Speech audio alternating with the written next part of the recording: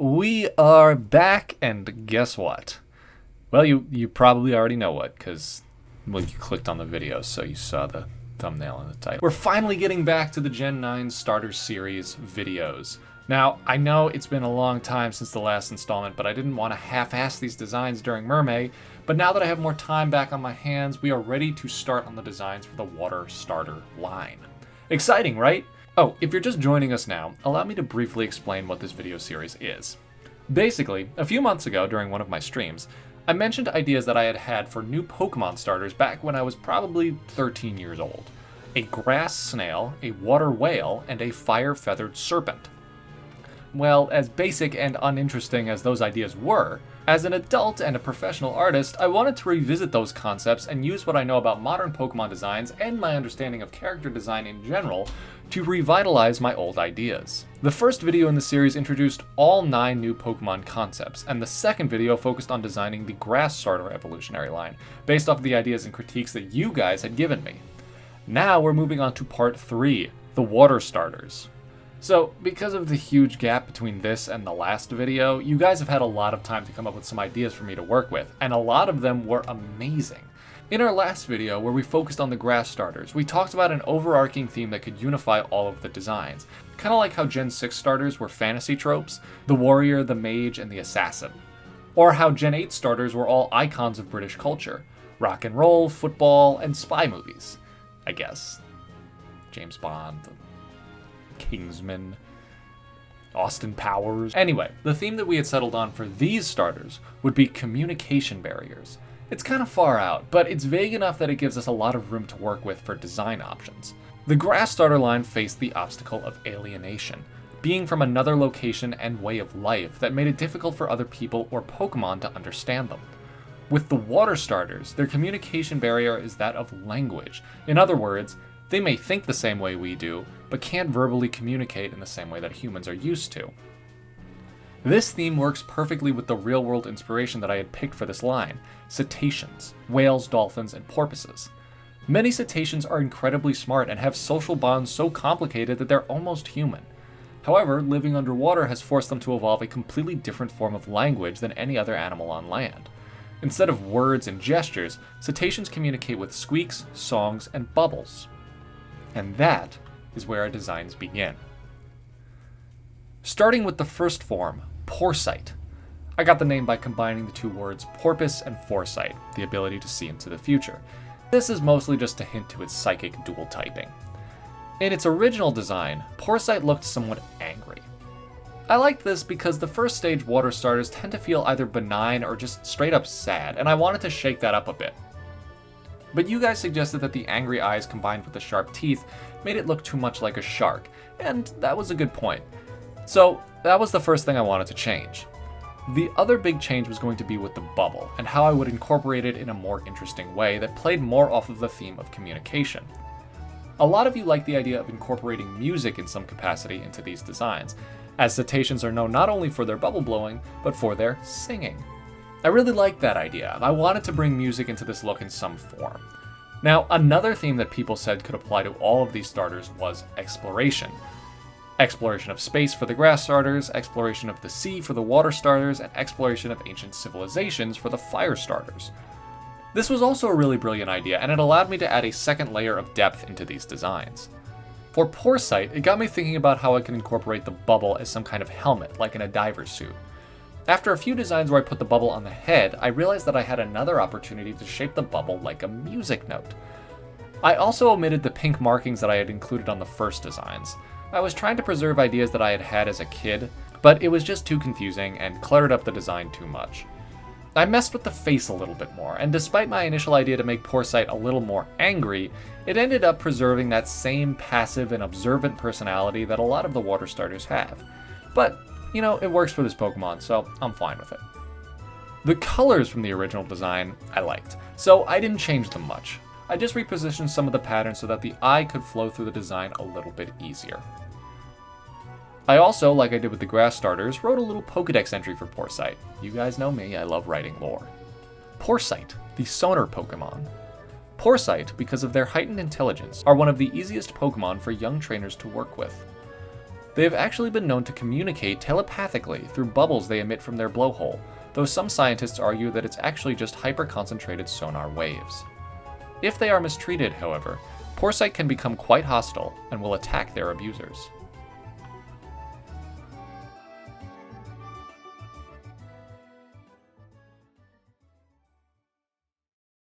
I was happy with how Porsight came out. I thought it looked extremely cute. But you know how the middle stage starter Pokemon are. It's time to become the edgy teen. Now, my initial design for Seto Echo was a little, too awkward. It wasn't super interesting other than its shape, and its personality was pretty two-dimensional. It's like James Turner said, every Pokemon has one thing in common. Something about them makes you feel like you could be their friend. Now, that doesn't mean that they all have to look friendly, and a lot of times it means you have to work at earning their friendship. So with Seto Echo, which is a hybrid of Cetacean and Echo, I needed an angle that made it feel at least somewhat approachable. I leaned into the whole edgy teenager vibe, and most of that was due to an idea that I had had when I woke up one morning over a month ago. It should have bubble headphones. A theme of communication through songs and bubble blowing could be completely inverted if the middle form used both to block out the world around it. It was amazing how changing mostly the bubble placement was enough to make the whole design more interesting. Not just visually, but as a new interpretation of the concept entirely. I also used some of your guys' idea to help make the design look a little bit more like a Pokemon. There was one design that one of the fans had submitted that I really liked, taking the markings on the bubble and changing it into an exclamation point. I loved it because it was like its thoughts were being unintentionally projected despite its outward apathetic guise. And while I got rid of the bubble on its head, I used that exclamation mark idea in its tail, which when posed like I had it in my original drawing, perfectly betrays the facade of angry disgust that the Pokemon's face suggests. It also allowed me to incorporate the pink in the design in a little bit more of an effective way, because I did really want to keep those colors. I changed up the primary color scheme too, borrowing heavily from ideas from my fans. This was the Pokedex entry that I had wrote for Seto Echo. Seto Echo, the sonar Pokemon.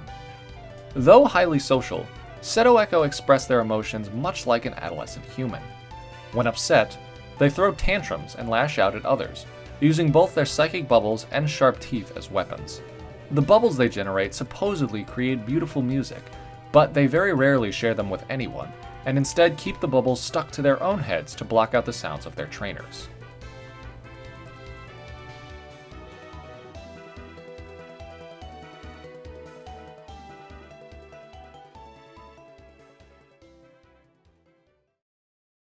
Now, the final form was a real challenge. I had a rough time organizing my ideas in the original design. I wanted it to feel very powerful. Final form Pokemon need to give the player a real feeling of accomplishment. Working with your partner from the beginning, both of you small and inexperienced, until all of your effort and teamwork manifests into a tangible, physical representation of your shared strength. I think this is why final form starters tend to be anthropomorphic, because in a way, they are an extension of their trainers. And while I like that idea, I didn't want Bathygigas to be anthropomorphic. Oh, right, I changed its name. Originally, it was a combination of Bubble and Baleen, but because I changed it into a toothed whale, that didn't really seem fitting. Bathy is a Latin-based prefix that refers to a measurement of depth. And yes, I based the design off of sperm whales, but I wasn't about to call it Gigasperm. Anyway, I wanted to throw almost everything out from my original design, except for its personality.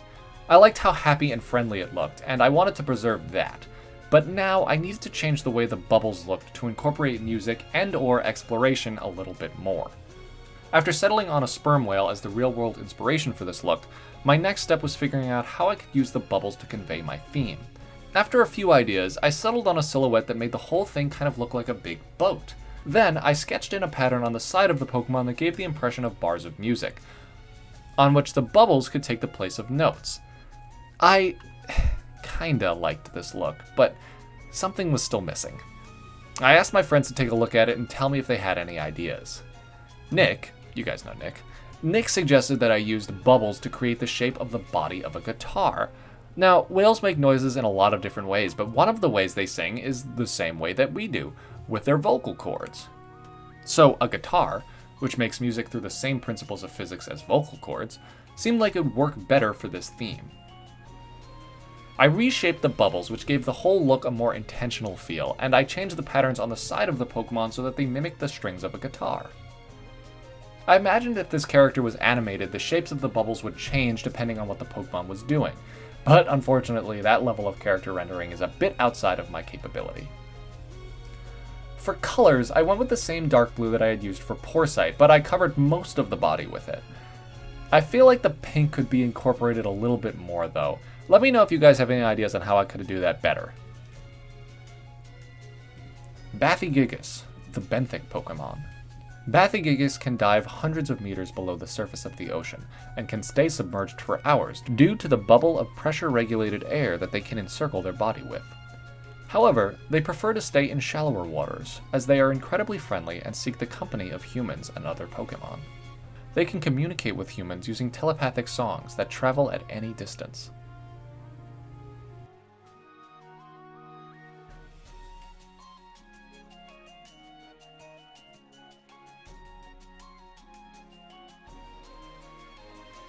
Okay guys, what do you think? These are my final designs for the 3 water-type starters: Poresight, Seto-Echo, and Bathygigas. I'm really happy with them all, but I'm still open for critiques, so let me know what you guys would change about them. And of course, leave your ideas and suggestions for the 3 fire starters down in the comments and in the Subjectively fan art channel of our Discord. Remember, the link for the Discord is down in the description, so join that if you haven't already. Our themes are communication barriers, and the fire starters have a social barrier that makes it difficult for them to relate to other Pokemon or humans. They're arrogant, insensitive, and have a god complex. Be sure to watch the first video to get a full understanding of their designs. Alright guys, thanks for watching. I promise there won't be another month-long gap between this and the next video. If you enjoyed this, be sure to like, comment, and subscribe for more similar content. Thanks again guys, stay safe out there, happy Pride Month, and I'll see you all in the next video.